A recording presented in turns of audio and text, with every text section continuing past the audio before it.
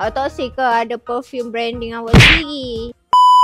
Dah halang-halang awak borong perfume The Encash Perfume Maker ni, apa kata awak cukupkan sahaja perfume awak tu 150 botol, awak akan dapat free stiker, free design sebab awak dah termasuk dalam package jenama sendiri. Kak Apah nak suggestkan kepada awak semua satu pattern botol yang bersaiz 34ml. Botol ni sangat-sangat unik dengan reka bentuk yang sangat menarik. Reka bentuk jenis petak. Dia punya cap didatangi dengan warna hitam. Dan untuk botol yang bersaiz 34ml ni didatangi dengan spray jenis press dan jenis claim.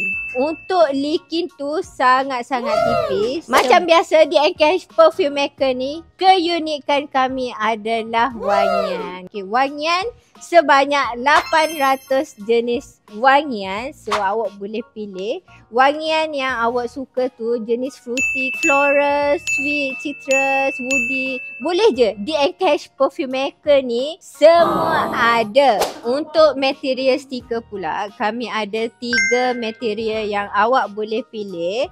White sticker, transparent dan satu lagi UV DTF. So kalau awak berminat dengan package yang Kak Apah tawarkan kepada awak saat ni, package serendah 150 botol sahaja dengan perfume yang bersaiz 35ml, awak akan dapat dengan harga serendah RM15 sahaja sebotol. If awak ada pertanyaan lagi detail, awak boleh DM kami ataupun awak boleh tekan link di bio sekarang. Kalau video Kak Apah lalu dekat awak punya FYP, jangan lupa untuk repost dan share banyak-banyak dekat kenalan awak yang tengah mencari perfume branding sendiri. Kak Apah tunggu sangat-sangat. Awak mari, awak lambat, awak rugi.